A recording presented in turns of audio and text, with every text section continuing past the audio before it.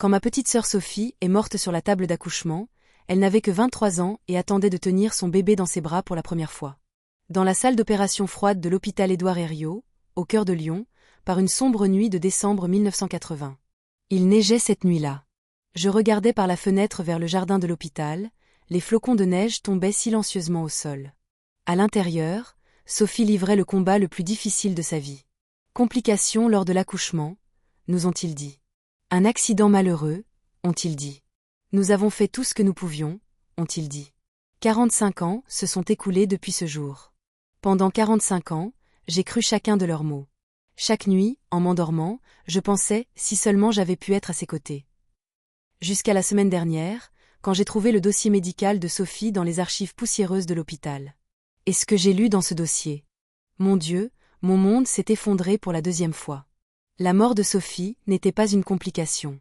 Cette nuit-là, dans la salle d'opération, une terrible erreur avait été commise.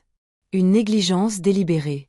Et l'homme qui avait commis cette négligence était maintenant l'un des médecins les plus respectés de France, candidat au poste de ministre de la Santé, souriant chaque soir à la télévision en promettant à notre peuple un meilleur système de santé. Bonjour, je m'appelle Madeleine Rousseau. J'ai 68 ans et je vis à Lyon, dans un petit appartement au bord du Rhône. Je suis infirmière à la retraite. J'ai travaillé 45 ans à l'hôpital. Oui, le même hôpital, celui où Sophie est morte. N'est-ce pas ironique? Chaque matin, je franchissais cette porte. Chaque service, je marchais dans ces couloirs. Maternité, salle d'opération, soins intensifs, tous avec la même odeur, les mêmes sons. Et chaque jour, je pensais à Sophie. Elle est morte ici, pensais-je. Elle a rendu son dernier souffle dans ce couloir. J'ai 2 fils, 5 petits-enfants. J'avais une vie calme et ordinaire. Les gens m'appelaient Tante Madeleine, cette gentille infirmière. Jusqu'à la semaine dernière. Aujourd'hui, je vais vous raconter le secret le plus sombre de ma vie. L'histoire vraie de la mort de ma petite sœur il y a 45 ans. Parce que parfois, la vérité, même enterrée sous terre pendant 45 ans, mérite encore de voir le jour. Parfois, ceux qui se taisent crient plus fort que ceux qui parlent. Mais avant de commencer, j'ai une petite faveur à vous demander. Aimez cette vidéo s'il vous plaît. Parce que ce n'est pas seulement mon histoire, c'est l'histoire de chaque victime d'erreur médicale. L'histoire de chaque famille à qui on a dit « les médecins ont fait de leur mieux, mais nous n'avons pas pu la sauver ». L'histoire de chaque mère réduite au silence. Et dans les commentaires, écrivez d'où vous regardez s'il vous plaît. Je n'oublierai jamais cette nuit. Mercredi soir. 21h30. Le téléphone a sonné chez nous. La voix de maman, panique, essoufflée. Madeleine. Sophie, à l'hôpital, le travail a commencé, il y a des complications, viens vite. Michel, mon mari, et moi avons sauté dans la voiture. Nous avons conduit sous la neige. Les rues de Lyon étaient glissantes. Mon cœur battait la chamade. Sophie était enceinte, 8e mois. Son premier bébé. Ce serait une fille. Elle avait déjà choisi le prénom, Amélie. Amélie Rousseau, disait-elle joyeusement. N'est-ce pas joli, Mado? Quand nous sommes arrivés à l'hôpital, 22h15, le service de maternité était dans le chaos. Les infirmières couraient partout. J'ai entendu une alarme. Un médecin criait. En salle d'opération immédiatement. Césarienne d'urgence. Que se passe-t-il? Ai-je demandé à une infirmière. L'état de Sophie Rousseau est critique. Le bébé est en détresse. Il faut intervenir immédiatement. Maman et papa étaient assis dans la salle d'attente. Maman pleurait. Papa était figé. Que s'est-il passé? Ai-je dit. Nous ne savons pas, a dit papa. Sophie est arrivée ici ce soir à 18h. Elle a dit que les contractions avaient commencé. La sage-femme a vérifié, a dit, tout est normal. Mais ensuite, les battements cardiaques du bébé ont chuté. Maintenant, il l'emmène en chirurgie. Nous avons attendu. 23h, 23h30. Minuet. Nous attendions des nouvelles, mais nous ne pouvions pas nous empêcher de penser, et si quelque chose arrivait au bébé, et c'était son premier bébé. J'ai regardé son mari, il avait posé ses mains sur ses genoux, pensif, triste. À minuit 47, la porte de la salle d'opération s'est ouverte. Un médecin est sorti. Jeune, 35 à 40 ans, grand, en blouse verte. Il enlevait ses gants. Son visage était fatigué, mais son expression, froide. Distante. Famille Rousseau. Nous nous sommes levés d'un bond. Oui. Comment va Sophie? Et le bébé? Le médecin nous a regardés. Il a hésité un instant. Puis il a parlé. Je suis désolé. Nous n'avons pas pu sauver Sophie Rousseau. Il y a eu une hémorragie excessive pendant l'accouchement. Nous sommes intervenus, mais nous sommes arrivés trop tard. Le bébé n'a pas survécu non plus. Le monde a tourné. Maman a hurl. Papa s'est effondré. Moi, je me suis figé. Les mots n'ont pas pénétré mon cerveau.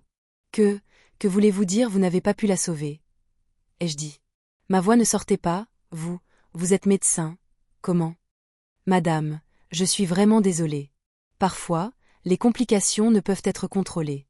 Hémorragie excessive, défaillance d'organes, nous avons fait tout ce que nous pouvions. Puis-je la voir? Maman a parlé, ensanglotante. Bien sûr. Mais, préparez-vous. Ils nous ont emmenés dans une petite pièce. À côté de la salle d'opération. Lumière froide et blanche. Et sur la table. Sophie. Ma petite sœur. 23 ans. Elle était allongée là, pâle, immobile.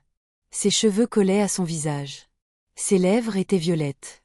Ses yeux étaient fermés. Mais ses traits étaient toujours beaux. Sophie avait toujours été une belle fille. Nez fin, visage en forme de cœur. On disait qu'elle ressemblait à maman. Et son ventre?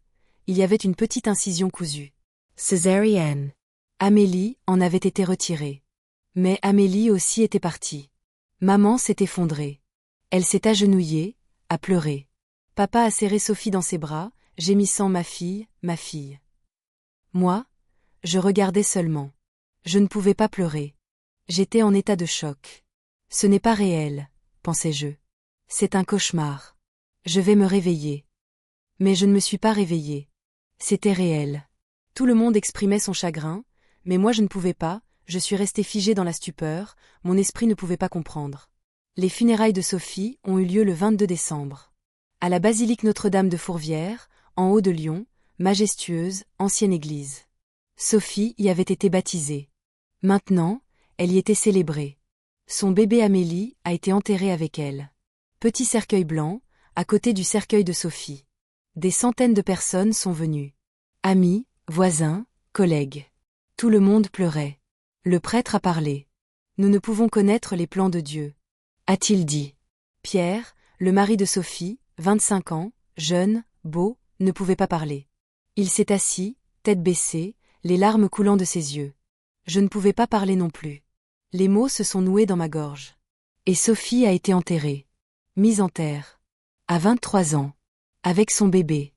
45 ans plus tard, la semaine dernière. La vie a continué. C'est ce qu'on dit. Elle continue parce qu'elle ne peut s'arrêter. J'ai continué à être infirmière. Chaque jour, je suis allée à l'hôpital. J'ai travaillé au service de maternité, oui, le service où Sophie est morte. Peut-être que je me torturais. Peut-être que je voulais être proche d'elle.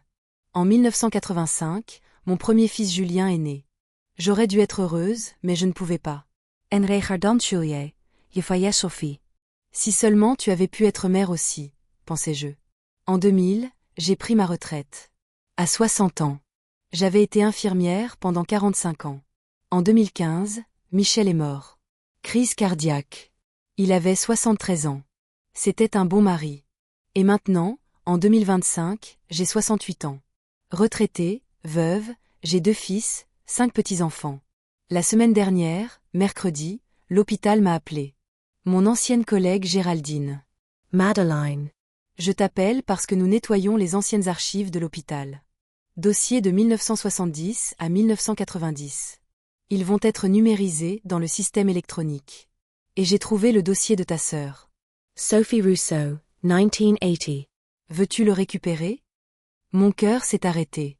Le dossier de Sophie. Oui. Dossiers médicaux, rapports, tout. Il allait être jeté, mais je me suis dit que peut-être la famille le voudrait. Je le prends. J'arrive tout de suite. Je suis allée à l'hôpital. 45 ans plus tard, toujours le même bâtiment. Géraldine m'a emmenée à la salle des archives.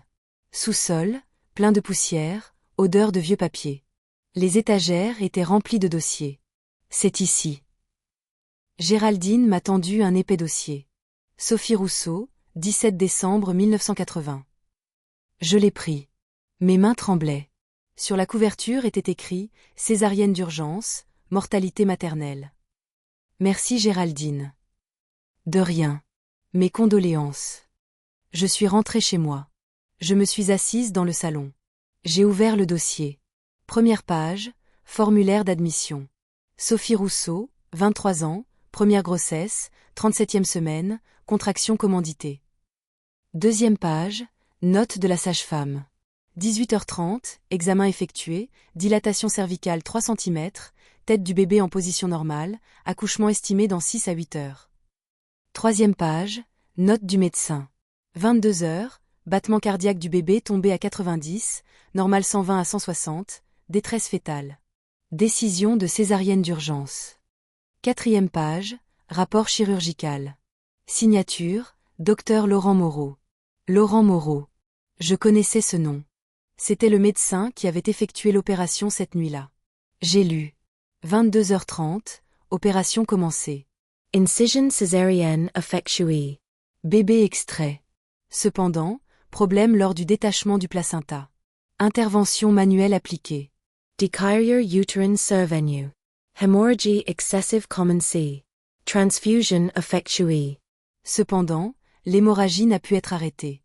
Minuit 45, arrêt cardiaque de la patiente. Reanimation appliquée. Échec. Minuit 47, décès de la patiente. Exitus. Cela signifie morte.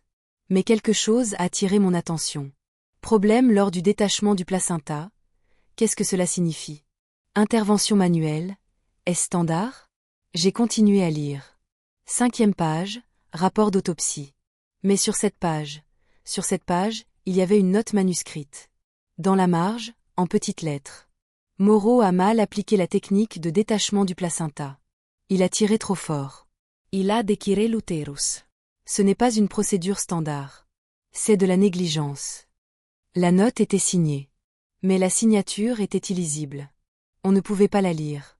Mon cœur s'est accéléré. Ma respiration s'est coupée. Negligence. Moreau. Dr Laurent Moreau avait appliqué une mauvaise technique. Il avait tué Sophie. 6e page, rapport d'enquête interne de l'hôpital. La procédure du docteur Moreau a été examinée. Certaines violations de protocole ont été détectées.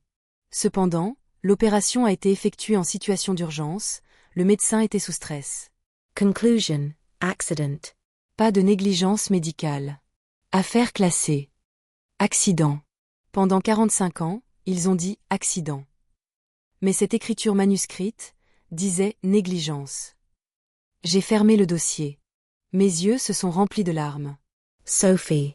Ma petite Sophie. Elle est morte à cause de l'erreur d'un médecin. Et ce médecin n'a jamais été puni. On a dit accident. Le dossier a été fermé. Et maintenant qui est cet homme? J'ai ouvert l'ordinateur. J'ai tapé sur Google, Dr Laurent Moreau Lyon. Des milliers de résultats. Premier lien, Dr Laurent Moreau, candidat ministre de la Santé 2025. J'ai cliqué. Photo, 75 à 80 ans, cheveux gris, lunettes, souriant. Titre, Dr Moreau, je transformerai le système de santé français. Article, le Dr Laurent Moreau est l'un des médecins les plus respectés de France. Plus de 50 ans de carrière médicale. Il a commencé comme spécialiste de l'accouchement à l'hôpital Édouard Herriot de Lyon. En 1990, il est devenu médecin-chef de l'hôpital. En 2000, il a pris sa retraite. En 2010, il est entré en politique en tant que consultant médical. Maintenant, aux élections de 2025, il est candidat au poste de ministre de la Santé. Il promet de meilleurs hôpitaux, de meilleurs médecins, moins d'erreurs médicales. Moins d'erreurs médicales. L'ironie. Cet homme qui avait tué ma sœur il y a 45 ans allait maintenant réduire les erreurs médicales. Cette nuit-là, je n'ai pas pu dormir. Je me suis assise dans le salon, dans l'obscurité. Le dossier de Sophie était dans mes mains. J'ai relu les pages encore et encore. 45 ans. Pendant 45 ans, l'assassin avait marché libre. Il avait fait carrière. Il avait gagné en renommée. Il avait mené une vie heureuse. Et Sophie. Sophie était dans une tombe froide. À 23 ans. Elle n'avait pas eu justice. À 3 heures, j'ai pris une décision. Je n'avais plus peur. Je n'avais plus grand-chose à perdre. Michel était parti. J'avais 68 ans. Peut-être qu'il me reste 10 ans, peut-être 20. Mais je n'allais pas gaspiller ces années. J'allais trouver la vérité. J'allais obtenir justice. Pour Sophie. Jalise me batre. Fin épisode 1. Le lendemain matin, à 8 heures, le téléphone a sonné. Madame Rousseau.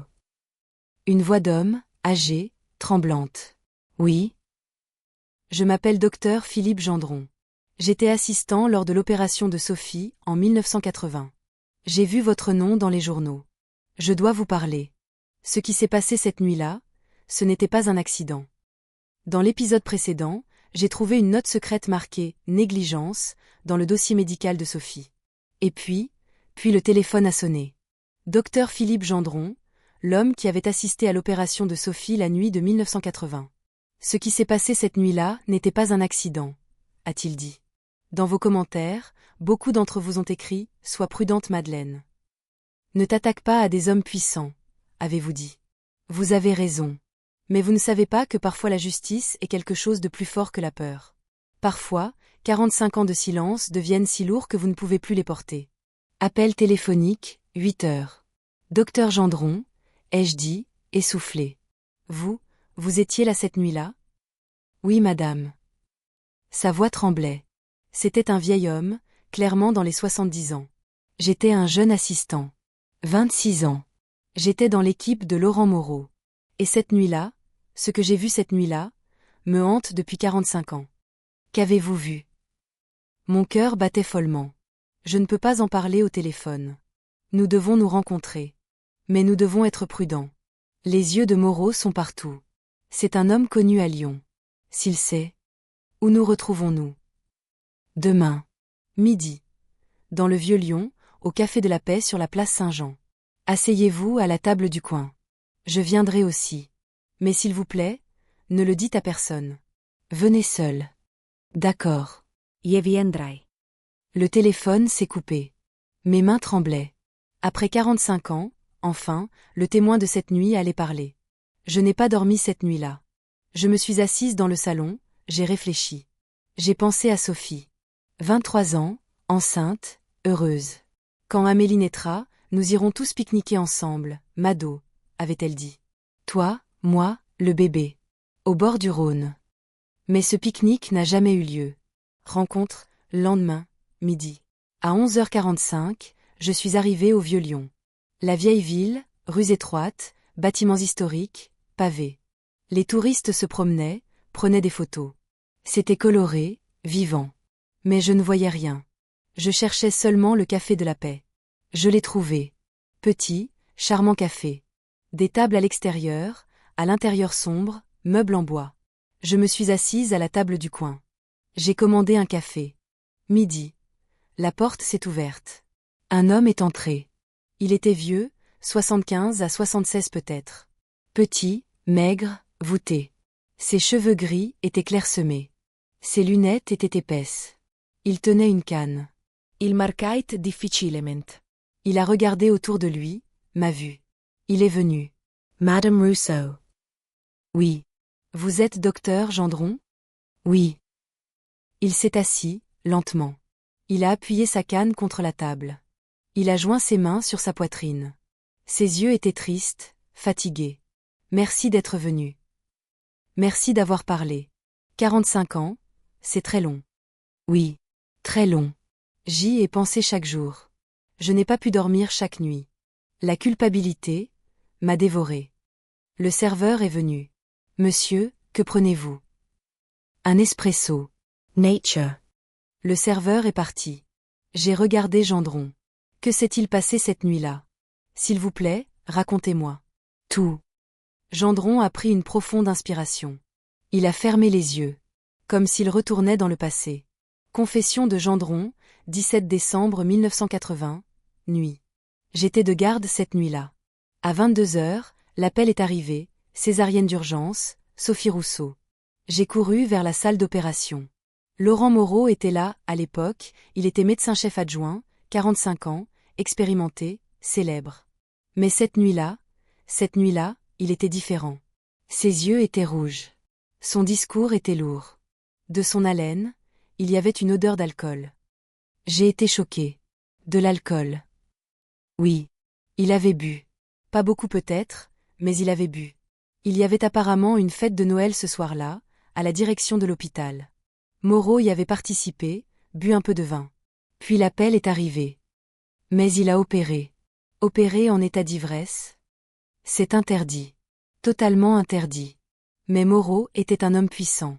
Personne ne pouvait s'opposer. J'étais un jeune assistant, je ne pouvais pas ouvrir la bouche. Continuez. L'opération a commencé. Césarienne, en fait une procédure simple.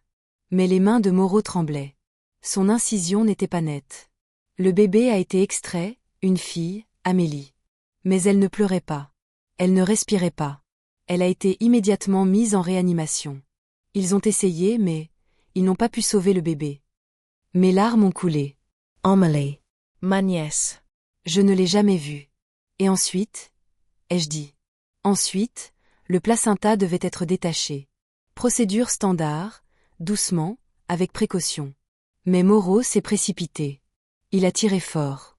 Et j'ai entendu un bruit. Un bruit de déchirement. Une grande déchirure s'est formée dans l'utérus de Sophie. Le sang a jailli. Tout est devenu rouge. Mon Dieu. Moreau a panique. Tampons. Vite. Suture. A-t-il crié. Mais c'était trop tard. Sophie avait perdu trop de sang. Nous avons fait une transfusion, mais ce n'était pas suffisant. Sa tension arterielle ajustée. Son cœur s'est arrêté. Nous avons fait de la réanimation, pendant 10 minutes. Mais, à minuit 47, Sophie est morte. Le silence s'est installé. Seulement les bruits du café, tintement de verre, conversation, machine à café. Gendron a continue. L'opération était terminée. Moreau a enlevé ses gants. Il m'a regardé. Tu n'as rien vu, a-t-il dit. Tu comprends? Il y a eu une complication, un accident. Rien d'autre. J'ai dit, mais docteur, vous. Il a crié, tais-toi. Tu es un jeune assistant. Ta carrière vient de commencer. Si tu parles, je te truis. Personne ne te croira. Je suis médecin-chef. Ma parole pèse plus lourd que la tienne. J'ai eu peur. Je me suis tue. Et l'écriture manuscrite marquée « négligence » dans le rapport, c'était vous. Gendron a hoché la tête. Oui. Je l'ai écrite dans la marge du rapport d'autopsie. Je pensais que personne ne la verrait. Mais je devais l'écrire. Ma conscience devait être apaisée. Mais ça n'a rien changé. L'enquête de l'hôpital a blanchi Moreau. Ils ont dit accident. Le dossier a été fermé. 45 ans, pourquoi parlez-vous maintenant? Gendron m'a regardé dans les yeux. Parce que Moreau est devenu candidat au poste de ministre de la Santé. À la télévision, il dit « Je réduirai les erreurs médicales ». Et moi, je ne peux plus le supporter. Cet homme est un assassin. Il a opéré en état d'ivresse, il a tué une femme, il a fait carrière. Ce n'est pas juste. Sophie Maright Justice. J'ai pris sa main. Merci docteur Gendron. Pour votre courage. Mais madame, soyez prudente. Moreau est dangereux. Il a des relations. Si vous vous opposez à lui, il peut vous faire du mal. Je n'ai pas peur. Vous devriez avoir peur. Chers spectateurs, je veux vous poser une question. Si vous aviez 68 ans, que vous étiez une infirmière retraitée et que vous aviez en face de vous l'un des médecins les plus puissants de France, candidat au poste de ministre de la Santé, que feriez-vous? Recul Reserved Special Token 66, erriez-vous ou vous battriez-vous? Écrivez dans les commentaires s'il vous plaît. Parce qu'à ce moment-là, je me suis sentie très seule. Aller à la police, même jour, après-midi. Après avoir quitté Gendron, je suis allée directement à la police. Police judiciaire de Lyon, le grand bâtiment de la rue Marius-Berliet. Froid, gris, officiel. À la réception, un jeune officier de police. Bonjour madame, puis-je vous aider? Bonjour. Je veux porter plainte concernant ma sœur décédée il y a 45 ans. L'officier a levé les sourcils. Il y a 45 ans. Oui. Negligence medical. Mort délibérée. Docteur Laurent Moreau. Le visage de l'officier a changé. Dr. Moreau. Le candidat au poste de ministre de la Santé? Oui. Il a tué ma sœur en 1980. Et j'ai des preuves. Attendez s'il vous plaît. L'officier a téléphoné, a parlé à l'intérieur. Il a attendu 5 minutes. Puis, le capitaine Roussel vous recevra. 2e étage, bureau 204. J'ai monté les escaliers. Le couloir était long. 202, 203. 204. J'ai frappé à la porte. Entrez. Le bureau était petit. Un bureau, des chaises, le drapeau français au mur. Et derrière le bureau, un homme, la cinquantaine, gros, chauve, visage sérieux. Il portait un costume, bleu marine. Il s'est levé. Bonjour madame. Je suis le capitaine Roussel. Asseyez-vous s'il vous plaît. Je me suis assise. J'ai sorti le dossier de Sophie de mon sac. Capitaine, ma sœur Sophie est morte pendant l'accouchement il y a 45 ans. Tout le monde a dit « complications ». Mais ce dossier dit « il y a une négligence ». Docteur Laurent Moreau a opéré en état d'ivresse, il a fait une erreur, il a tué ma sœur. Roussel a pris le dossier. Il a tourné les pages. Il a lu. Il s'est arrêté. Il a regardé la note manuscrite. Il a froncé les sourcils. C'est une accusation sérieuse, madame. Je sais. Mais c'est la vérité. Avez-vous des preuves? Cette note, c'est juste une écriture manuscrite. Pas de signature. Nous ne savons pas qui l'a écrite. Moi, je sais. Docteur Philippe Gendron l'a écrite. Le médecin assistant cette nuit-là. J'ai parlé avec lui. Il m'a tout raconté. L'opération en état d'ivresse, la négligence, les menaces de Moreau. Gendron témoignera-t-il? J'ai hésité. Gendron avait peur. Je ne sais pas. Roussel a fermé le dossier. Madame Rousseau. Écoutez, je vous comprends. Vous avez perdu votre sœur, vous avez souffert, 45 ans ont passé, mais la douleur est toujours là. Mais, Docteur Laurent Moreau est un homme très puissant. Candidat au poste de ministre de la Santé. Ses avocats sont les meilleurs. S'il n'y a pas de preuves concrètes, s'il n'y a pas de témoin qui témoignera, nous ne pouvons pas le toucher. Alors que dois-je faire? Rester silencieuse? Je ne dis pas ça. Mais vous devez être réaliste. 45 ans ont passé. Les témoins ont vieilli, ils ont peur. Les preuves sont faibles. Gagner ce procès sera très difficile. Mais j'ai dois essayer. Roussel aimait longuement regarder. Puis il a soupiré. D'accord madame. J'examinerai le dossier. Je consulterai les archives de 1980. J'essaierai de parler avec Gendron. Mais je ne peux rien vous promettre. Peut-être que rien ne sortira. Quelque chose sortira, ai-je dit avec détermination. Je le sais, quelque chose sortira. En rentrant chez moi, vers 19h30, j'ai remarqué. Une voiture me suivait. Une Mercedes noire, vitre teintée foncée. Derrière moi, à 2 voitures de distance. J'ai tourné à droite. Elle a tourné aussi. Voie de gauche. Elle est passée aussi. J'ai accéléré. Elle a accéléré. La peur. Quelqu'un me surveillait. Je ne suis pas allé chez moi. Je ne voulais pas qu'ils connaissent mon adresse. J'ai tourné vers l'avenue principale, vers le quartier animé. Je me suis garé devant un centre commercial. Je suis sorti de la voiture, j'ai couru à l'intérieur. La Mercedes s'est arrêtée aussi. Mais personne n'est sorti. Elle a juste attendu. Je suis resté à l'intérieur 20 minutes. Puis j'ai regardé dehors. La Mercedes était partie. Je suis rentrée chez moi, tremblante.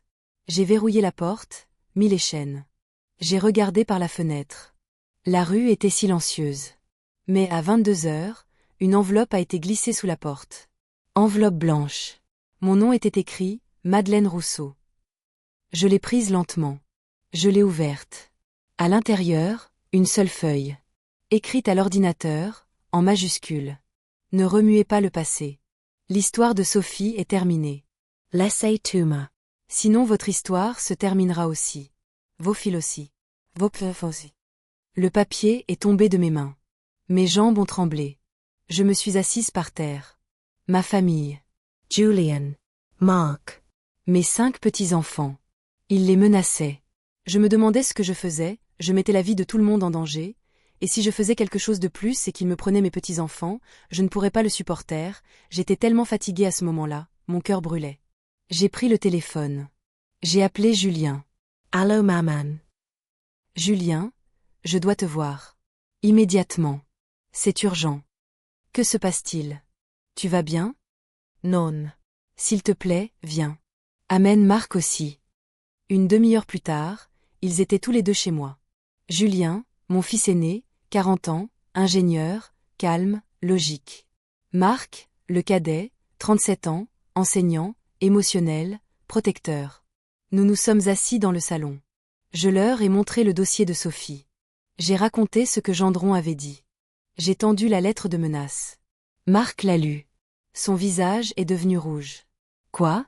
Ils te menacent? Qui sont-ils? Je ne sais pas. Mais ce doivent être les hommes de Moreau. Julien était plus calme mais inquiet. Maman, c'est sérieux. As-tu montré ça à la police? Pas encore. Tu devrais. Et peut-être que tu devrais abandonner. Sophie est morte il y a 45 ans. Tu ne peux pas la ramener. Mais toi, tu es toujours là, avec nous. Ne nous mets pas en danger. Mais Julien, Sophie me write justice. Justice? Maman, tu as 68 ans. Moreau est candidat au poste de ministre de la Santé. Il t'écrasera. Il nous écrasera. Marc est intervenu. Julien a raison maman. C'est trop dangereux. J'ai peur. J'ai peur pour mes enfants. J'ai baissé la tête. Mes larmes sont tombées au sol. Ils avaient raison. Ma famille était en danger. Peut-être que je devrais abandonner. Mais ensuite j'ai pensé à Sophie. 23 ans. Sur la table d'opération. Seule. Effrayée. Avait-elle crié « Aidez-moi » Quelqu'un l'avait-il entendu? J'ai levé la tête. Non, ai-je dit. Je n'abandonnerai pas. Sophie est restée silencieuse pendant 45 ans. Je ne peux plus rester silencieuse. Julian a soupir. Maman. Julien, Marc, comprenez s'il vous plaît. Sophie était votre tante. Vous ne l'avez jamais connue. Mais c'était une bonne personne. Gentle, affectuous.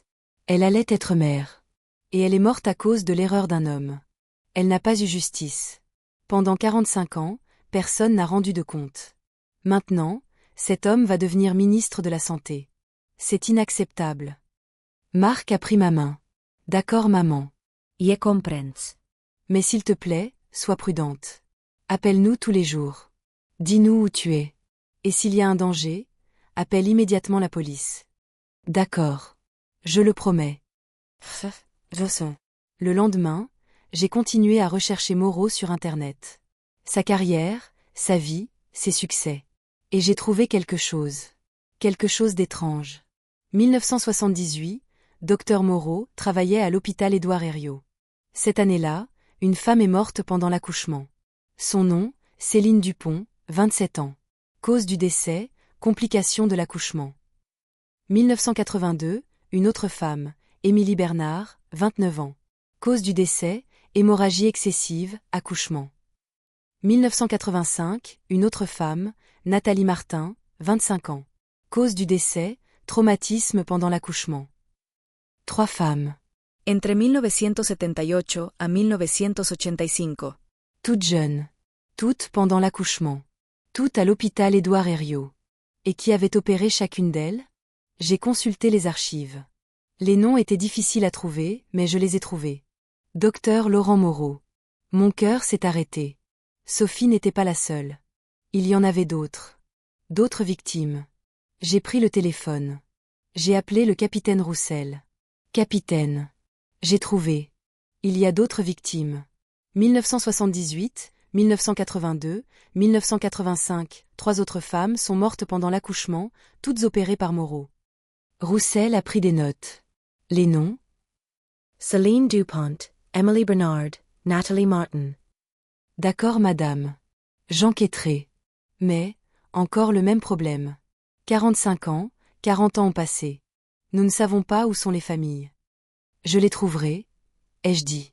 Je les trouverai. Trouver Céline Dupont, première famille. Le lendemain matin, je me suis réveillée à 7 heures. En fait, je n'ai pas dormi. J'ai fermé les yeux, mais je n'ai pas pu dormir. Mon cerveau ne s'est pas arrêté. J'ai constamment pensé, Céline Dupont, Émilie Bernard, Nathalie Martin. Où sont les familles de ces femmes? Sont-elles encore vivantes? Parleront-elles? J'ai fait du café, je me suis assise devant l'ordinateur. Google, mon meilleur ami ces derniers jours. J'ai tapé Céline Dupont 1978 Lyon décès. Quelques résultats sont apparus. Archives d'ancien journal, Le Progrès, le journal local de Lyon. Mai 1978, petit article, jeune mère perd la vie à l'accouchement, Céline Dupont, 27 ans, décédée suite à une complication de l'accouchement à l'hôpital Édouard Herriot. Elle laisse derrière elle son mari Marc Dupont et sa famille. Mark Dupont. Le nom du mari. Quel âge aurait-il maintenant? En 1978, il avait peut-être 30 ans, maintenant il devrait avoir 77 ans. J'ai tapé Marc Dupont Lyon. Des pages de résultats. Un nom très courant. Mais ensuite, j'ai trouvé dans un annuaire téléphonique, Dupont, Marc, 14 rue de la République, Lyon 2e. J'ai pris le numéro. Mes mains ont tremblé. J'ai composé. 3 sonneries. 4 sonneries. Puis ça a décroché. Allô. Une voix dommagée. Rock, fatigué. Bonjour monsieur. Je m'appelle Madeleine Rousseau. Cela peut vous sembler étrange, mais votre épouse était-elle Céline Dupont? Silence. Un long silence. Puis, oui. Céline était ma femme. Elle est morte en 1978. Pourquoi demandez-vous? J'ai respiré. Parce que monsieur Dupont, ma sœur est morte aussi. Dans le même hôpital. De la même manière. Pendant l'accouchement. Et le même médecin a opéré. Quel médecin? Laurent Moreau. Quelque chose est tombé de l'autre côté, peut-être le téléphone, peut-être un verre. Puis la voix, Moreau? Ce maudit, il a tué Céline aussi? Je crois que oui. Monsieur, pouvez-vous me rencontrer? Nous devons parler. À 15h cet après-midi-là, je suis allée chez Marc Dupont. Rue de la République, au centre de Lyon, un vieil immeuble. 5e étage, pas d'ascenseur. J'ai monté les escaliers, essoufflé. Porte 514. J'ai frappé. Elle s'est ouverte. Devant moi se tenait un vieil homme. 77 ans, petit, très maigre. Ses cheveux étaient blancs, clairsemés. Son visage était ridé, ses yeux gonflés en dessous. Il portait un pull gris, vieux, usé. Madame Rousseau. Oui. Vous êtes monsieur Dupont? Entrez s'il vous plaît. Je suis entrée. L'appartement était petit, sombre. Salon, vieux meubles, tapis décolorés. Des photos au mur. Et au centre, dans un grand cadre, une jeune femme. Longs cheveux noirs, belle, souriante. Vêtue d'une robe de mariée. Céline, a dit Marc, regardant la photo. Le jour de notre mariage. 1975. C'était mon jour le plus heureux. Je me suis assise.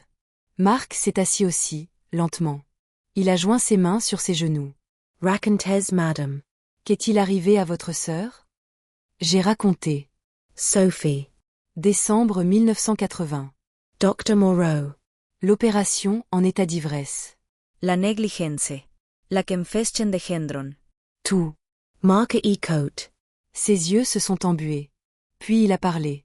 Céline aussi. Mai 1978. Enceinte, 8e mois. Une nuit, les contractions ont commencé. Je l'ai emmenée à l'hôpital. L'accouchement a commencé normalement. Mais ensuite, quelque chose a mal tourné. Ils ont dit chirurgie d'urgence. J'ai attendu dehors. Les heures ont passé. Puis le médecin est sorti, Moreau. Je suis désolé, a-t-il dit. Nous n'avons pas pu sauver votre femme. Il y a eu une complication. J'ai dit, quelle complication? Il a dit, déchirure utérine, hémorragie excessive. Nous avons fait tout ce que nous pouvions. Le bébé? Ai-je demandé. Mon fils. Jean. Il a survécu. Il a maintenant 47 ans. Mais sa mère, Céline, est partie. Avez-vous jamais questionné Moreau? Je l'ai fait. J'ai porté plainte à l'hôpital. Mais ils ont dit, le médecin n'a pas fait d'erreur, c'était un accident. Ils ont fermé le dossier. J'étais un jeune homme, 30 ans, je ne connaissais pas le droit. Je me suis tue. Et maintenant? Parlerez-vous maintenant? Mark aimait regarder. Dans ses yeux, il y avait 47 ans de colère.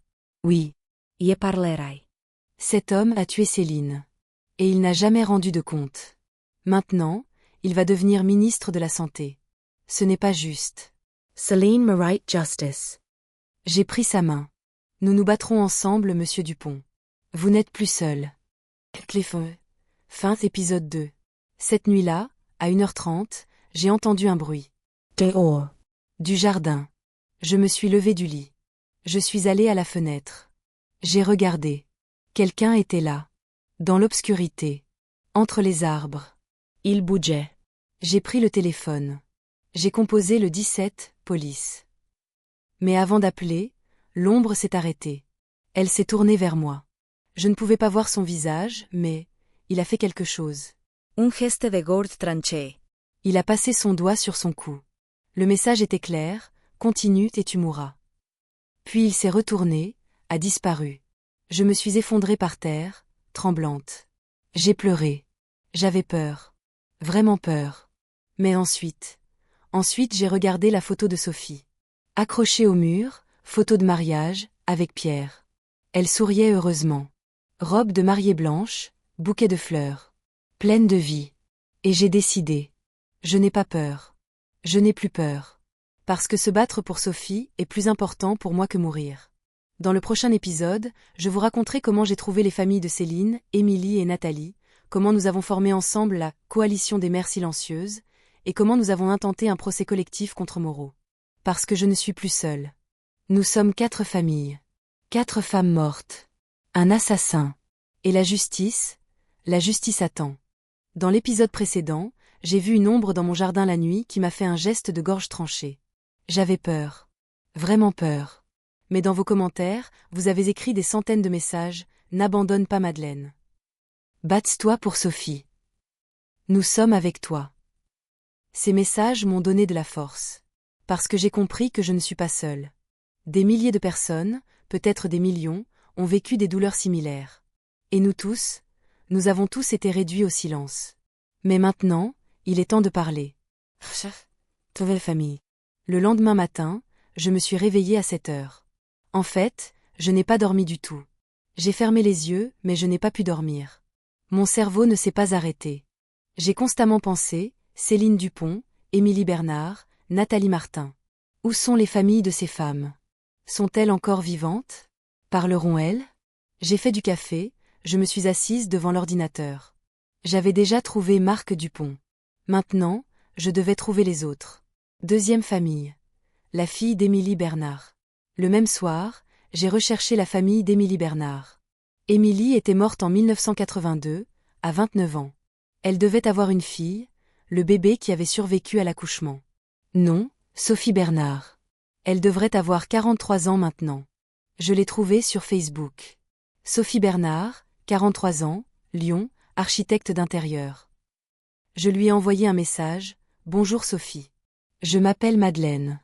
Votre mère était-elle Émilie Bernard? Je dois vous parler. C'est très important. » 2 heures plus tard, j'ai reçu une réponse, « Oui, ma mère était Émilie. Mais elle est morte à ma naissance. Je ne l'ai jamais connue. Pourquoi demandez-vous? Parce que ma sœur est morte de la même manière. Même médecin. Même hôpital. Pouvons-nous nous rencontrer? D'accord. Demain midi, parc de la Tête d'Or. À l'entrée principale. Rencontre avec Sophie Bernard, le lendemain. Parc de la Tête d'Or, le plus grand parc de Lyon. Vert, paisible, avec un lac, des cygnes. J'ai attendu à l'entrée principale. À midi, une femme est arrivée. Taille moyenne, longs cheveux bruns, mince. Élégamment habillée, manteau noir, écharpe. Ses yeux étaient marrons, comme ceux d'Émilie, je l'avais vue sur une photo. Madame Rousseau. Oui. Sophie. Oui. Nous nous sommes embrassés. Une étreinte étrange, 2 étrangères mais partageant la même douleur. Nous sommes entrés dans le parc. Nous avons marché. Nous sommes arrivés au bord du lac. Parlez-vous de votre mère? Ai-je dit. Je ne l'ai jamais connue. Elle est morte quand je suis née. Mon père m'a élevée. Il me montrait ses photos. Ta mère était très belle, très gentille, disait-il. Mais pour moi, elle n'était qu'un rêve. Une photo. Un nom. Qu'a dit votre père? Comment est-elle morte? Complication de l'accouchement, a-t-il dit. Les médecins ont fait de leur mieux, mais ils n'ont pas pu la sauver, a-t-il dit. J'ai accepté. Que pouvais-je faire d'autre? Mais Sophie, ce n'était pas une complication. Docteur Laurent Moreau a fait une erreur. Il a été négligent. Il a tué votre mère. Sophie s'est arrêtée. Elle s'est tournée vers moi. Pourquoi dites-vous cela? Avez-vous des preuves? J'ai sorti le dossier de Sophie de mon sac. Voici le dossier de ma sœur. Tout y est. Et j'ai fait des recherches. La situation de votre mère est la même. 1982, même hôpital, même médecin, même cause de décès, déchirure utérine, hémorragie. Sophie a pris le dossier. Elle l'a lu. Au fur et à mesure qu'elle tournait les pages, son visage pâlissait. Mon Dieu, a-t-elle dit. Alors, ma mère est morte à cause de l'erreur d'un médecin. Oui. Et ce médecin est maintenant candidat au poste de ministre de la Santé. À la télévision, il dit « J'améliorerai la santé ». Sophie Applua. Toute ma vie, j'ai pensé que c'était un accident. Mais ce n'était pas un accident. Quelqu'un l'a tué. Et moi, je n'ai jamais demandé justice. Parce que je ne savais pas. Maintenant vous savez. Et ensemble nous pouvons demander justice. Oui, a dit Sophie. Elle a essuyé ses yeux. Oui. Pour ma mère. Je le ferai. À ce moment-là, j'étais assez choquée. Combien d'années s'étaient écoulées? Il était mort à cause de ce médecin, à cause de son erreur, je me sentirais un peu soulagée quand la justice serait rendue. Troisième famille. La mère de Nathalie Martin. Nathalie Martin, 1985, morte à 25 ans. Trouver sa famille a été difficile. Mais finalement, j'ai trouvé un numéro de téléphone. La mère de Nathalie, Louise Martin, 88 ans, dans une maison de retraite. Je suis allée à la maison de retraite, à l'extérieur de Lyon, un endroit calme. Louise Martin était dans la chambre 23. J'ai frappé à la porte. Une voix faible de l'intérieur, entrez. J'ai ouvert. Petite chambre. Lit simple, fenêtre, chaise. Et sur la chaise était assise une très vieille femme. 88 ans, cheveux blancs, voûtés, yeux flous. Madame Martin? Je suis Madeleine Rousseau. Je vous ai téléphoné. Ah oui. Pour Nathalie. Asseyez-vous s'il vous plaît. Je me suis assise. Louise aimait regarder. Ses yeux étaient tristes mais clairs. Vous allez parler de Nathalie. Pourquoi? Parce que Madame Martin, la mort de Nathalie n'était pas un accident. Docteur Laurent Moreau l'a tuée. Et il y en a d'autres. Ma sœur Sophie. Céline Dupont. Emily Bernard. Toutes sont mortes à cause de l'erreur de Moreau. Les mains de Louise ont tremblé. 40 ans, pendant 40 ans, j'ai pensé que c'était un accident malheureux. J'ai accepté comme la volonté de Dieu. Mais maintenant vous dites que un homme l'a tué? Oui. Negligence. Intention. Peut-être les deux. Que ferez-vous? Nous intenterons un procès. Nous obtiendrons justice. Mais j'ai besoin de votre soutien. Parlerez-vous? Témoignerez-vous? Louise a réfléchi longtemps. Elle a regardé par la fenêtre. Il y avait un jardin, des arbres, des oiseaux. Puis elle s'est tournée. J'ai 88 ans Madeleine. Je vais mourir bientôt. Mais avant de mourir, je veux voir que ma fille a obtenu justice. Oui. Je parlerai. Chers spectateurs, à ce moment-là, j'ai compris que je n'étais plus seule. Nous sommes 4 familles. 4 femmes, 4 morts, un assassin. Et ensemble, nous sommes fortes. Formation de la coalition, une semaine plus tard. Une semaine plus tard, je nous ai tous réunis. Marc Dupont, Sophie Bernard, Louise Martin et moi. Nous nous sommes rencontrés dans un café à Lyon. Nous nous sommes assis. Nous nous sommes regardés. 4 étrangers. Mais la même douleur nous avait unis. Bonjour, ai-je dit. J'ai parlé avec chacun de vous séparément. Mais maintenant nous devons parler ensemble. Parce que seuls, nous sommes faibles. Mais ensemble nous pouvons arrêter Docteur Moreau. Marc Paul. Que devons-nous faire? Nous devons engager un avocat. Intenter un procès collectif. Aller aux médias. Créer une pression de l'opinion publique. Sophie a ajouté. Je connais une amie. Maître Julie Girard. Spécialisée dans les affaires de négligence médicale. Une très bonne avocate. Je peux lui parler. Parfait, ai-je dit. Et nous devons trouver un nom. Un nom de coalition. Quelque chose que les gens se souviendront quand ils l'entendront. Louise a proposé. Les mères silencieuses. Parce que nous avons toutes été réduites au silence pendant 40 ans. Mais maintenant nous parlons. Les mères silencieuses, ai-je répété. Parfait. Les mères silencieuses. Ce jour-là, la coalition Les Mères Silencieuses a été formée. 4 familles. 4 victimes. Un objectif, justice. Rencontre avec l'avocat. 2 jours plus tard, nous avons rencontré l'amie avocate de Sophie, maître Julie Girard. Son bureau était au centre de Lyon, dans un immeuble moderne. Julie était une femme d'une 50aine d'années, cheveux noirs courts, énergique, regard perçant. Elle nous a accueillis, nous a serré la main. Bonjour. Sophie m'a tout raconté. 4 femmes, 4 morts, même médecin. C'est un scandale. Je me suis assise. Pouvons-nous intenter un procès? Nous pouvons. Mais c'est difficile. 40 à 45 ans ont passé. Normalement, les affaires de négligence médicale prescrivent après 10 ans. Mais, si nous prouvons une négligence délibérée, cela devient un meurtre. Le meurtre ne prescrit pas.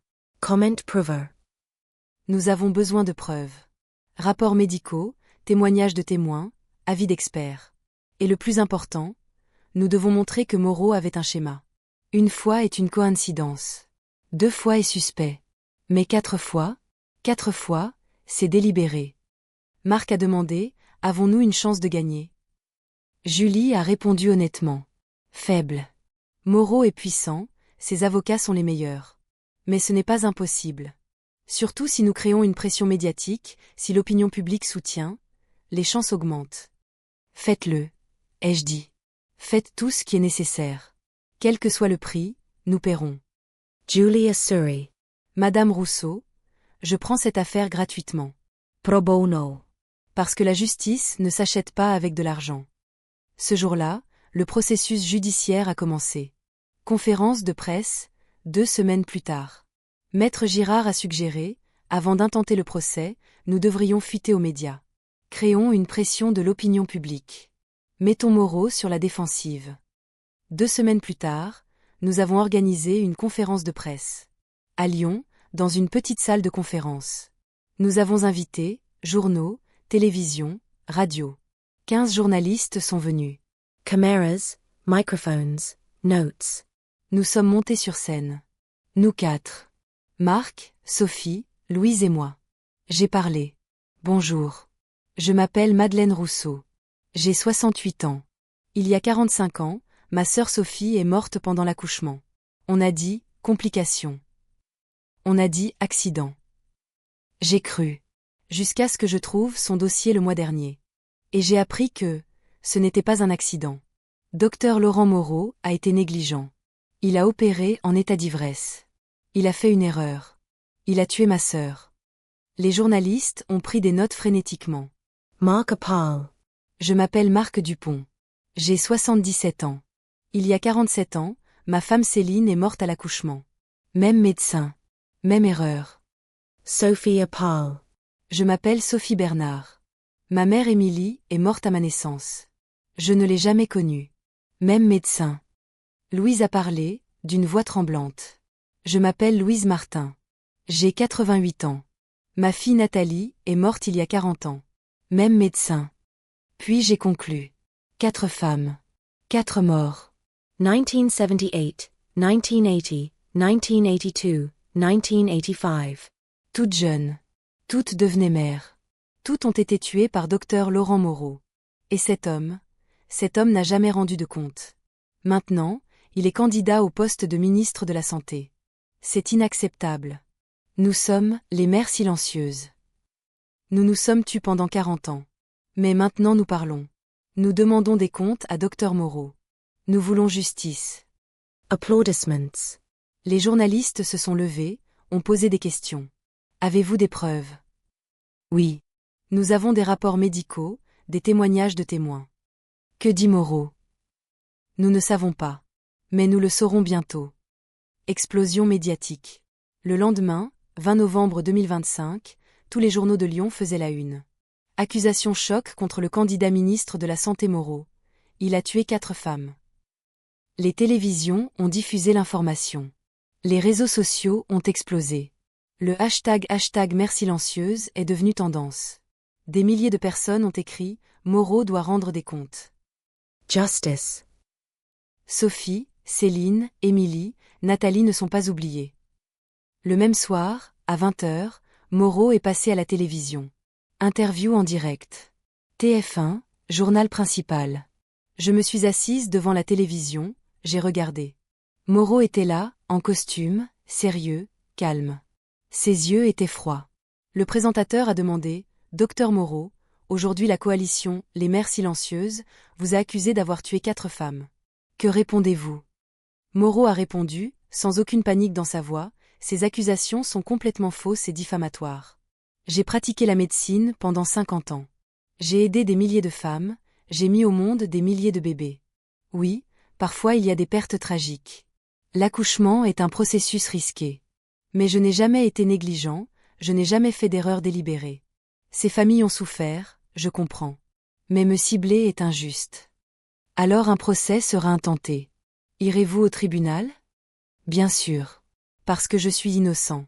La vérité sortira au tribunal. J'ai éteint la télévision. J'étais en colère. Il disait innocent. Il disait, je n'ai jamais fait d'erreur. Mentor. Sabotage de voiture. Tentative d'assassinat. Le lendemain matin, je suis montée dans ma voiture. Pour aller travailler. En fait, je suis retraitée, mais je me rendais souvent au bureau de l'avocat pour les affaires de la coalition. J'ai démarré le moteur. J'ai commencé à bouger. J'ai pris de la vitesse. Puis j'ai appuyé sur le frein. Ça n'a pas marché. Pas de frein. Panique. J'ai appuyé à nouveau. Rien. La voiture accélérait. Le feu rouge. Le carrefour approchait. Les voitures passaient. J'ai tiré le frein à main. La voiture a ralenti, mais ne s'est pas arrêtée. J'ai crié. J'ai klaxonné. J'ai tourné le volant. J'ai percuté la voiture sur le trottoir. Crash. La vitre s'est brisée. L'airbag a éclaté. Ma tête a heurté. Puis l'obscurité. Réveil à l'hôpital. Quand j'ai ouvert les yeux, j'étais à l'hôpital. Plafond blanc. Bruit de sonnerie. Douleur. Maman. La voix de Julien. Il était assis à côté de moi. Julien, que s'est-il passé? Tu as eu un accident. Quelqu'un a saboté ta voiture. Les câbles de frein ont été coupés. La police enquête. Coups. Oui maman. Deliberement. Quelqu'un a essayé de te tuer. Mes larmes ont coulé. Moreau. Maman s'il te plaît. Ça suffit maintenant. Abandonne ce combat. Ils vont te tuer. Non Julien. Je n'abandonnerai pas. Parce que si j'abandonne, Sophie, Céline, Émilie, Nathalie seront toutes oubliées. Et Moreau gagnera. Je ne le permettrai pas. Cléfonné, la clé SB. 3 jours après ma sortie de l'hôpital, je suis rentrée chez moi. Dans le courrier à la porte, il y avait une enveloppe. Elle ne mentionnait pas l'expéditeur. Je l'ai ouverte. À l'intérieur, une clé USB et une note. Madame Rousseau. Je m'appelle docteur Alain Cortez. J'ai travaillé à l'hôpital Édouard Herriot entre 1975 à 1990. J'ai vu ce que Moreau a fait. Mais j'ai eu peur, je me suis tue. Maintenant je meurs, cancer, il me reste 3 mois. Avant de mourir, ma conscience doit être apaisée. Sur cette clé USB, il y a tout, rapport secret, note d'autopsie, toutes les négligences de Moreau depuis les années 1970. Pas 4. 12 femmes. 12 morts. Tout a été étouffé. La direction de l'hôpital le savait. Mais Moreau était puissant, il rapportait de l'argent, ils l'ont fait taire. Maintenant, il est temps de parler. Temps de justice. Utiliser ces dossiers. De Trues Moreau. Mes mains ont tremblé. J'ai branché la clé USB sur l'ordinateur. Je l'ai ouverte. Des dossiers. Des dizaines de dossiers. Chaque dossier avec un nom. Une femme. Une mort. 1973, Marie-Laurent. 1975, Anne Moreau. 1978, Céline Dupont. 1980, Sophie Rousseau. 1982, Emily Bernard. 1985, Natalie Martin. 1987, Isabelle Gendron. 1989, Claire Fontaine. 12 femmes. 12 morts. Et dans chaque dossier, rapport, photos, notes. Tout montrait la culpabilité de Moreau. Mes larmes sont tombées sur le clavier. Sophie n'était pas seule. 4 femmes n'étaient pas seules. 12 femmes. Moreau était un tueur en série. Dans le prochain épisode, je vous raconterai le contenu de cette clé USB, comment le procès a explosé, l'effondrement de Moreau et le plus important, comment la justice a finalement triomphé. Parce que ce n'est plus seulement l'histoire de Sophie. C'est l'histoire de 12 femmes. 12 mères oubliées. Et moi, je serai leur voix. S'il vous plaît, aimez cette vidéo. Pour Sophie, Céline, Émilie, Nathalie et les 8 autres femmes. Pour toutes les mères oubliées. Et abonnez-vous. Parce que l'épisode final sera historique.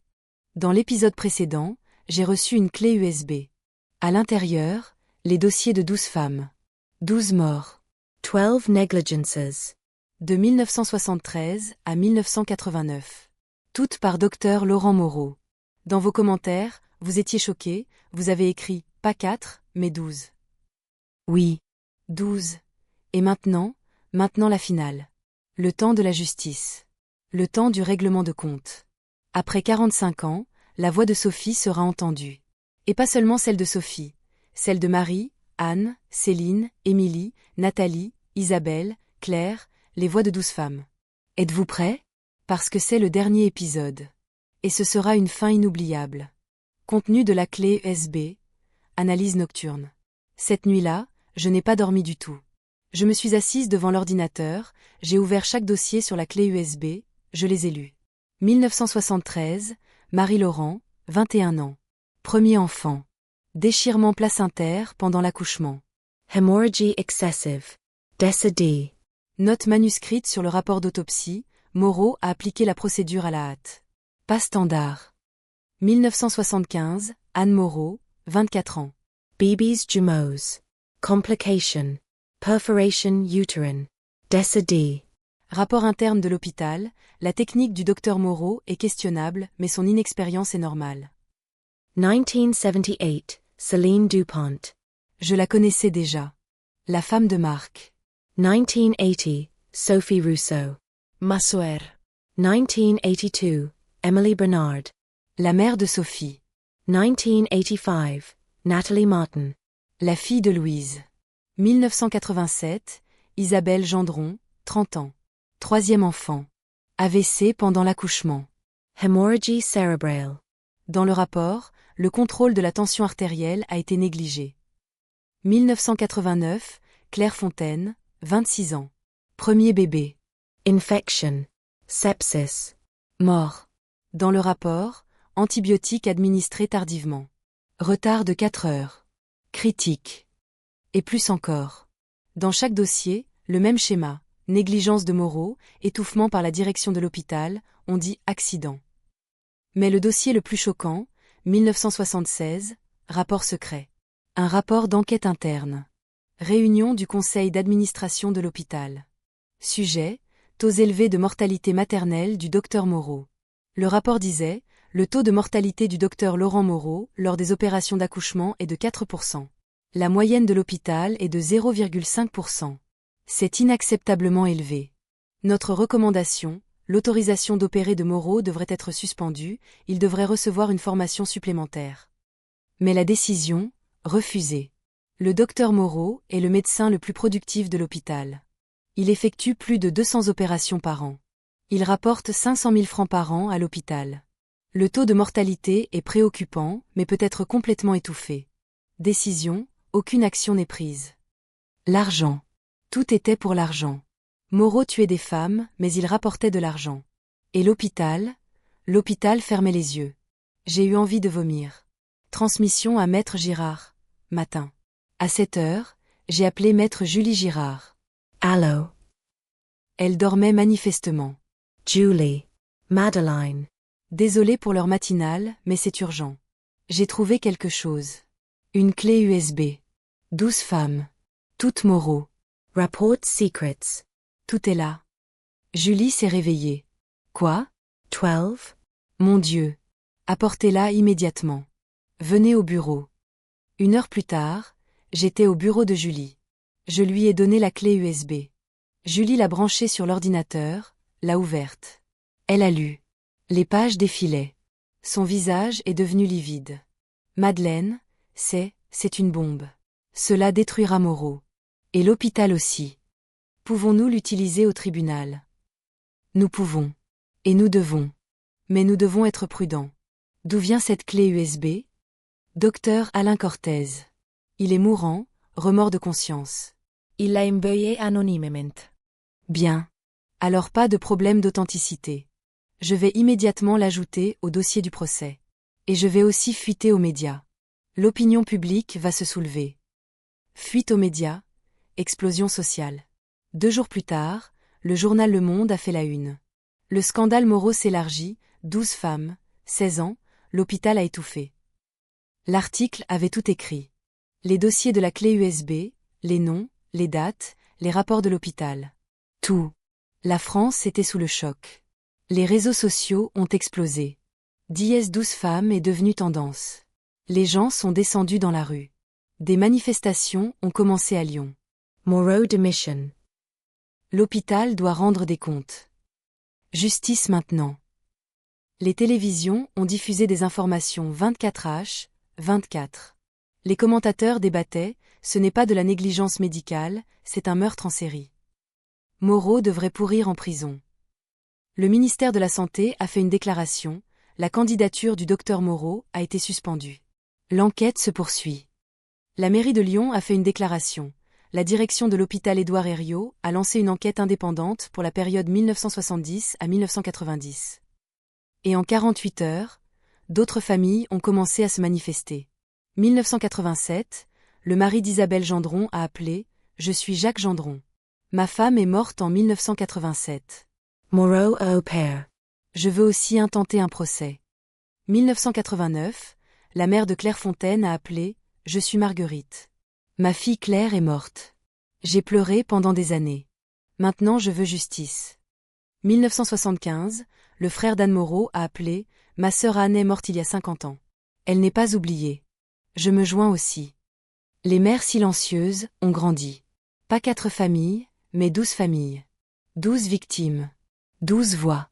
Début du procès, 15 janvier 2026. La date du procès a été fixée, 15 janvier 2026, Palais de justice de Lyon. Procès, Rousseau et autres contre Dr Laurent Moreau, négligence délibérée, homicide, obstruction à la justice. Le matin à 8h, des centaines de personnes se sont rassemblées devant le palais de justice. Journalistes, manifestants, sympathisants. Pancartes, 12 femmes pas oubliées. Moreau rendra des comptes. Justice pour Sophie. J'étais là aussi. J'ai mis une robe noire. À mes côtés Marc Dupont, Sophie Bernard, Louise Martin, et les autres familles. 12 familles, épaule contre épaule. Nous sommes entrés. La salle d'audience était grande, bancs en bois, au plafond, rangées de jurés. Les journalistes étaient assis à l'arrière. Les caméras étaient interdites, mais l'enregistrement audio était autorisé. Moreau est entré. Accompagné de 2 avocats. En costume, visage sérieux. Mais il avait l'air fatigué. Il avait des cernes sous les yeux. Il avait 80 ans maintenant. Il avait vieilli. Il ne nous a pas regardés. Il s'est assis, a regardé devant lui. Le juge est entré, juge Bertrand, la soixantaine, chauve, lunettes, sérieux. Tout le monde debout. Nous nous sommes levés. Asseyez-vous. Le procès commence. Accusation du procureur. Le procureur s'est levé. Procureur Mathieu Leroy, 45 ans, grand, regard perçant. Monsieur le juge, mesdames et messieurs les jurés. Aujourd'hui, nous sommes confrontés à une terrible vérité. Dr Laurent Moreau, pendant 16 ans, a tué 12 femmes. Negligence deliberate. Errors repetées. Et le pire, il les a étouffées en toute connaissance de cause. L'hôpital le savait. Mais il rapportait de l'argent, ils se sont tus. Moreau le savait. Mais pour protéger sa carrière, il a continué. Tout le monde savait que quoi qu'il arrive, cette vie continuait. Le jury a écouté. 12 personnes, 7 femmes, 5 hommes. Âge de 30 à 70 ans. Tous avaient des visages sérieux. Nous prouverons que Dr Moreau a opéré en état d'ivresse. Nous prouverons qu'il a violé les procédures standards. Nous prouverons qu'il a reçu des avertissements mais n'a pas changé. Et nous prouverons que 12 femmes innocentes, sont mortes à cause de lui. Témoin. Premier témoin, Dr Philippe Gendron. Médecin assistant, lors de l'opération de Sophie en 1980. Il a prêté serment. Il s'est assis. Le procureur a demandé. Docteur Gendron, qu'avez-vous vu la nuit du 17 décembre 1980? Gendron a tremble. Doktor Morau avaitbu. Son haleine sentait l'alcool. Pendant l'opération, ses mains tremblaient. Il a déchiré l'utérus de Sophie Rousseau. Il a tiré fort. Violation de procédure. Et Sophie? Sophie est morte. L'avez-vous signalé? Non. Moreau aimait menace. Si tu parles, je te détruis, a-t-il dit. J'étais un jeune assistant. J'ai eu peur. L'avocat de Moreau a objecté, objection. Le témoin parle 45 ans après. Sa mémoire est douteuse. Le juge, rejeté. Témoin, continuez. Deuxième témoin, ancien directeur Henri Blanc. Directeur de l'hôpital 1975 à 1990, maintenant retraité. Le procureur a demandé, Monsieur Blanc, saviez-vous que Dr Moreau avait un taux de mortalité élevé? Oui. Qu'avez-vous fait? Rien. Pourquoi? Blanc a baissé la tête. Parce que Moreau rapportait de l'argent. 500 000 francs par an. L'hôpital était en difficulté financière. Nous ne pouvions pas nous permettre de perdre Moreau. Donc la mort de 12 femmes a été ignorée pour l'argent. Silence. Répondez s'il vous plaît. Oui. La salle d'audience a murmuré. Le juge a frappé son marteau. Silence. Défense de Moreau. L'avocat de Moreau a parlé, maître Antoine Roussel, avocat célèbre, cher. Mesdames et messieurs les jurés. Mon client a pratiqué la médecine pendant 50 ans. Il a aidé des milliers de femmes. Oui, il y a eu des pertes tragiques. Mais l'accouchement est un processus risqué. Un taux de mortalité de 0,5 à 1% est normal. Le taux du docteur Moreau est légèrement plus élevé, mais ce n'est pas un crime. C'est un malheur. Et l'opération en état d'ivresse. Allegation. Pas de preuve. Il y a 45 ans, personne n'a fait de test d'alcoolémie. Et le rapport de l'hôpital? L'étouffement? C'est la décision de la direction. Ce n'est pas la faute de Moreau. Étage 12 femmes? Le schéma? Coincidence. Statistique. Julie Girard s'est levée d'un bond. Objection. 12 morts ne sont pas une coïncidence. 16 ans, même médecin, mêmes erreurs, c'est un schéma. Le juge, accepté. La défense, asseyez-vous. Présentation des preuves de la clé USB. Julie a présenté les dossiers de la clé USB. Elle les a projetés sur le mur. Graphique, taux de mortalité de Moreau au fil des ans. 1973, 3%. 1980, 5%. 1989, 6%. Moyenne de l'hôpital, 0,5%. Rapport, enquête interne de l'hôpital, 1976. Le taux de Moreau est inacceptable mais aucune action n'est prise. Note d'autopsie, rapport d'autopsie des 12 femmes. Dans tous, note similaire, violation de procédure. Suspicion de negligencia. Non standard. Le jury a regardé. Leurs yeux se sont écarquillés. Certains ont pris des notes. Tout le monde attendait les quelques mots qui sortiraient de la bouche du juge pour rendre justice. Julia Paul. Mesdames et messieurs les jurés. Il n'y a pas de coïncidence ici. Il y a un schéma. Dr Moreau a répété les mêmes erreurs pendant 16 ans. Il a reçu des avertissements mais n'a pas changé. Parce que l'hôpital l'a protégé. Pour l'argent. Étage 12 femmes. 12 femmes innocentes ont payé le prix de leur vie. Famille des victimes. Témoignage émotionnel. Le juge a autorisé, les familles des victimes peuvent parler. Marc Dupont s'est levé. J'ai 77 ans. Je suis seule depuis 47 ans. Quand ma femme Céline est morte, j'avais 30 ans. Je ne me suis jamais remariée. Parce que Céline était mon seul amour. Et Moreau me l'a prise. J'ai pleuré pendant 47 ans. Maintenant je veux justice. Sophie Bernard Paul. Je n'ai jamais connu ma mère. Je ne l'ai jamais serrée dans mes bras. Je n'ai jamais pu dire « je t'aime maman ». Moreau m'a enlevé ça. Une excuse ne suffit même pas. Mais au moins, il doit rendre des comptes.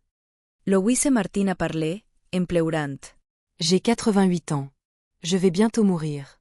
Mais avant de mourir, je veux voir l'assassin de ma fille en prison. S'il vous plaît, s'il vous plaît, rendez justice. Et j'ai parlé. Je m'appelle Madeleine Rousseau. J'ai 68 ans. J'ai été infirmière pendant 45 ans. Chaque jour, j'ai aidé les gens. Parce que quand ma sœur Sophie est morte, j'ai dit, je vais aider les autres. Sophie était gentille, affectueuse. Elle allait être mère. Mais Moreau l'a tuée.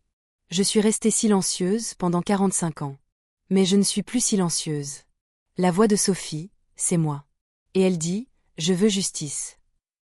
La salle d'audience était silencieuse. On n'entendait que des sanglots. Délibération du jury, 3 jours plus tard. Le procès a duré 3 jours. Toutes les preuves ont été présentées, tous les témoins ont été entendus. Le dernier jour, le jury s'est retiré. Pour délibérer. 12 personnes, salle secrète. Nous avons attendu dehors. Dans le couloir du palais de justice. 4 heures. 5 heures.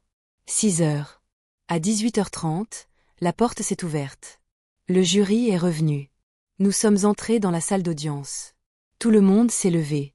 Le juge a demandé, jury, êtes-vous parvenu à une décision?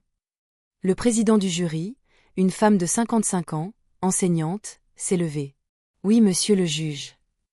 Docteur Laurent Moreau, pour le crime de négligence délibérée, coupable ou non coupable. Silence. Le monde s'est arrêté. Le président du jury a parlé. Culpable. La salle d'audience a explosé. Applaudissements. Chris, pleures. J'ai pleuré aussi. Après 45 ans, justice. Le juge a frappé son marteau. Silence. Pause d'1 semaine pour la décision de condamnation. Décision de condamnation, 1 semaine plus tard. 22 janvier 2026. Jour de la condamnation. La salle d'audience était à nouveau pleine. Moreau était là. Pâle, il avait l'air épuisé. Le juge a lu. Docteur Laurent Moreau. Vous avez été reconnu responsable de la mort de 12 femmes. Négligence délibérée, homicide, obstruction à la justice. Votre peine? 25 ans de prison. Pas de libération conditionnelle. Licence médicale révoquée. Tous vos biens seront saisis, des dommages et intérêts seront versés aux familles des victimes. 25 ans. Moreau avait 80 ans. Il mourait en prison. Moreau n'a rien dit. Il a juste baissé la tête. Ils lui ont mis les menottes. Ils l'ont emmené. Et moi, je me suis levée. J'ai applaudi. Tout le monde a applaudi. La justice avait gagné. Tombe de Sophie. Clôture finale. 1 semaine après le procès, je suis allée sur la tombe de Sophie. Cimetière de la Chartreuse. Jour d'hiver silencieux et enneigé. La tombe de Sophie était là. La neige avait recouvert la pierre. Je l'ai nettoyée. J'ai lu Sophie Rousseau, 1957 à 1980, fille et mère bien-aimée. J'ai déposé des fleurs, roses blanches. Les préférées de Sophie. Je me suis assise à côté d'elle. La neige était froide, mais ce n'était pas important. Sophie. Ai-je dit doucement. Je l'ai fait. Ça a pris 45 ans, mais je l'ai fait. Moreau est en prison. Tout le monde sait maintenant. Tu es innocente. Tu étais une héroïne. Tu as vu quelque chose, tu as appris quelque chose, et tu as essayé de le dire au monde. Tu n'as pas réussi à l'époque. Mais moi, j'ai fait entendre ta voix. Maintenant 12 femmes, 12 mères oubliées, ont trouvé justice. Ont trouvé la paix. Le vent a soufflé. Les flocons de neige ont tourné. Comme si Sophie répondait. Merci grande sœur. Maintenant je suis en paix. J'ai pleuré. Mais cette fois de bonheur. Épilogue, 6 mois plus tard. Aujourd'hui, juin 2026. J'ai 68 ans. Je vis toujours à Lyon. La coalition, les mères silencieuses, a grandi. C'est maintenant une association. Non, association les mères silencieuses. Notre objectif, aider les victimes de négligence médicale, obtenir justice, se souvenir de ceux qui ne sont pas oubliés. Moreau est en prison. Prison de Saint-Quentin-Fallavier. 80 ans, malade, seul. Aucun visiteur ne vient. Son fils Antoine et sa fille Véronique ont changé de nom, ont renié leur père. L'hôpital Édouard Herriot a fermé. Le conseil d'administration a démissionné. Le bâtiment sera démoli, un parc sera construit à sa place. Son nom, Parc des 12 mères, Parc des 12 mères. Et moi, je visite la tombe de Sophie tous les dimanches. Je dépose des fleurs. Je lui parle. La vie continue. Mais maintenant je suis en paix. Parce que j'ai fait mon devoir. Message final. Chers spectateurs, nous sommes arrivés à la fin de cette histoire. Un voyage de 45 ans. Douleur, larmes, lutte. Mais à la fin, justice. Je veux vous dire ceci, n'abandonnez jamais. Si vous avez perdu un être cher, si vous cherchez la justice, si vous voulez la vérité, n'abandonnez jamais. J'ai 68 ans. Je suis retraitée. Je suis une femme ordinaire. Mais j'ai vaincu un candidat au poste de ministre de la Santé. J'ai vaincu un système hospitalier. J'ai vaincu un étouffement de 45 ans. Comment? Parce que la vérité était de mon côté.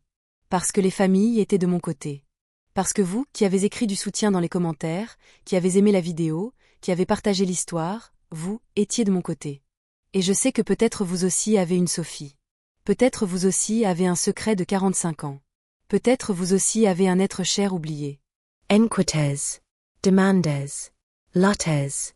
Parce que la justice gagne toujours. Peut-être tard. Peut-être difficilement. Mais elle gagne. S'il vous plaît, aimez cette vidéo. Pour Sophie. Pour Céline. Pour Émilie, Nathalie, Marie, Anne, Isabelle, Claire et les 4 autres femmes. Pour les 12 mères inoubliables. Abonnez-vous à la chaîne Les Histoires de Madeleine. Parce qu'il y a plus d'histoires. Des histoires vraies. Les histoires de personnes oubliées. Des histoires où la justice, même tard, triomphe. Écrivez dans les commentaires d'où vous regardez. Et si vous avez une histoire similaire, partagez-la. Parce que nous ne sommes pas seuls. Nous luttons tous ensemble, pour la vérité, pour la justice. Je suis Madeleine Rousseau. 68 ans. De Lyon. Ma sœur Sophie a été tuée il y a 45 ans. Mais j'ai trouvé la justice. Et maintenant, pour la première fois en 45 ans, je suis vraiment en paix. Sophie repose en paix. Les 12 femmes reposent en paix. Je vis en paix. Et le monde est devenu un peu plus juste. Merci. Que Dieu vous protège tous. Et souvenez-vous, la vérité gagne toujours. La justice vient toujours. Parfois tard, mais elle vient certainement. Au revoir. Et n'oubliez jamais, la justice triomphe toujours.